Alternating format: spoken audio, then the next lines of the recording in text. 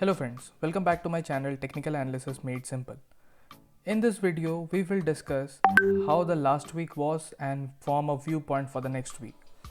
The topics we will discuss here are global market events and chart analysis, domestic market events and chart analysis. However, there were no major events apart from the fire at Serum Institute, which led to the fall in markets on Thursday. Apart from that, there were no important events, so we will directly jump onto the chart analysis. Then we will form a view for the next week. Please watch the video completely because we will be analyzing some of the index heavyweights and try to form a proper view as to what the markets can do. And as I said, we will discuss about how some of the nifty heavyweights can perform. The first chart is Dow chart. You must have remembered from my last video that we were discussing this expanding megaphone pattern.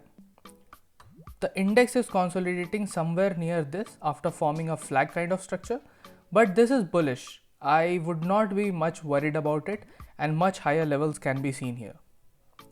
If we see Nasdaq broke out from this triangle formation pattern and then it is slowly continuing towards the target of 13908, which is the target of this triangle. And once it crosses that, higher levels can be seen much faster. I want to draw your attention to this one. This is Shanghai Composite, the China's index. If you see, whenever this index has crossed this blue line, there is a swift move towards this upper trend line that is drawn here. This was in 2007. This one was in 2015-16, and then again it is trying to break out. Can history repeat here?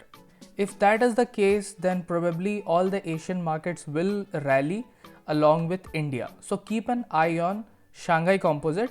The resistance is placed somewhere around 4400, which is 800 points above this or 25%.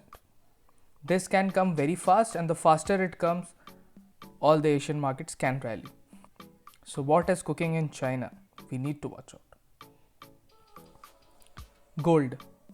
We had discussed earlier also that this can act as a demand zone for gold.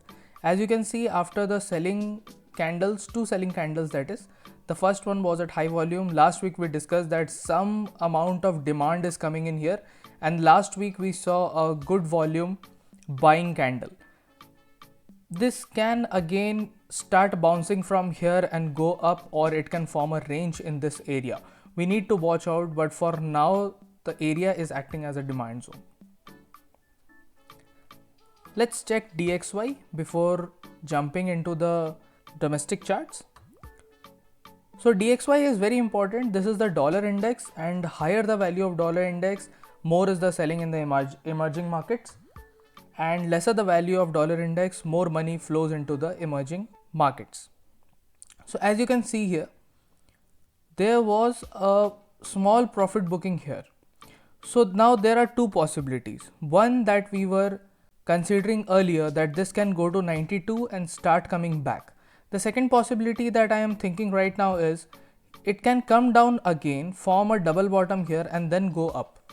So let's see how this pans out. According to the direction that DXY takes, our market will also move. Now let's start the analysis of Nifty. So do not be baffled by so many trend lines here. Just be with me, I will explain. So let's consider this channel. So forget everything else and just concentrate on this channel marked by these two black lines. As you can see, Nifty is clearly following this channel and now taking a resistance here.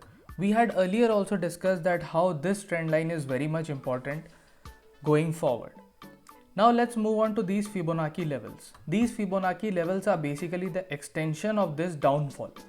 As you can see, market is right now stuck between 1.38 and 1.5 times of this extension. Both these Fibonacci levels are very important and they will provide some resistance. Since these two levels are pretty close here, so the market is taking a halt in this area. These two dotted lines are basically the high and low of the last week. Now if you see, although there are two spinning tops here, both of them has closed on the lower side. So my bias will be on the lower side. This range, the last week range, this is of around 500 points or 530 points. Whichever side market breaks, there will be a 500 points move on the same side. So to put it in points, if we move on the upper side, the next target becomes 15,200, and if we breaks on the lower side, the next target becomes 13,700. However, 13,800, this level will be a good support here, and 15,000 being a round level will be a good resistance here. The next Fibonacci level is also 15,470. So 15,470 can also be achieved once we start sustaining above this level. But since Bank Nifty is a little weak here, as we can see, there was a rising wedge formation and it has given a clear breakdown. This is a high volume breakdown, as it is very clear. The rejection has also come from the all-time high. If you combine these three candles, it also forms a evening star pattern. Evening star pattern at resistance and a breakdown of wedge. This is a highly negative structure. Now, going for targets, Bank Nifty can easily fall towards this, that is 1300 points from here. 1300 to 1200 points from here. It is clearly going to test 28,950 levels. This will fall here. It may come intraday, it may come intra-week, but this level is very likely to come from here, and then we will take a call whether it goes back up or whether it breaks this level also. But Bank Nifty is very weak right now. Next, let's analyze some of the index heavyweights. So starting with Reliance, the big daddy. Now, if you see, this has clearly come out of this consolidation range, which lasted for around 8 weeks. 8-week consolidation range breakout. And it has also managed to close above this support level.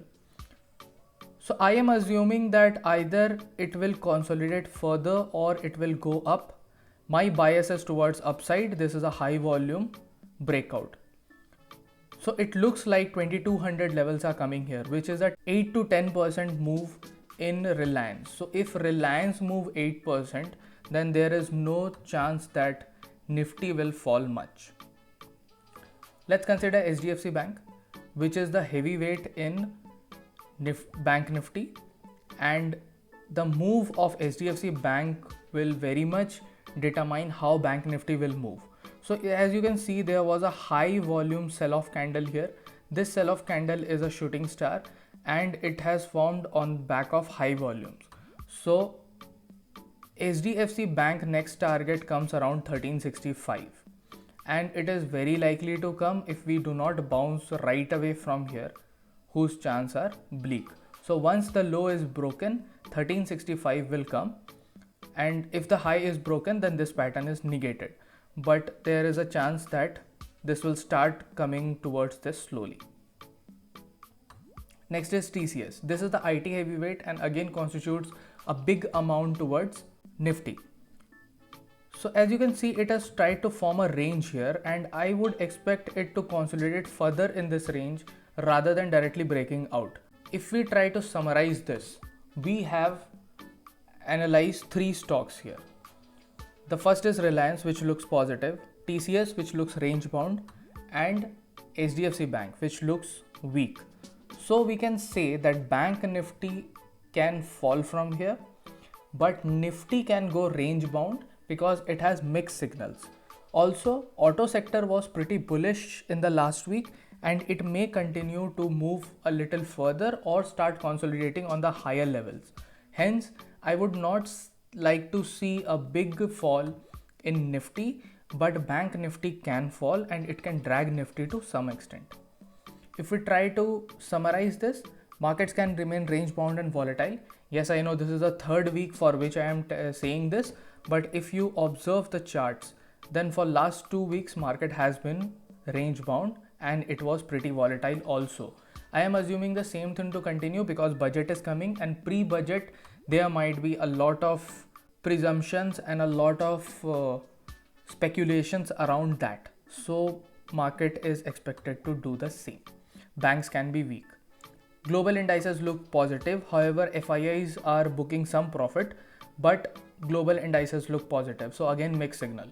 13,850 and 14,000 levels can be seen soon, and this level should be watched very carefully because that will be a good level to buy on dip. Obviously, we need to analyze this again, and I will keep you updated on the same. If the levels look good, if we see a bounce from there, it is a sure shot buying opportunity. Short-term trades can be taken according to your risk appetite, according to your direction bias. That's all for this video, friends. Thank you so much. Please subscribe to the channel, follow me on YouTube, and follow me on Twitter. Thank you so much.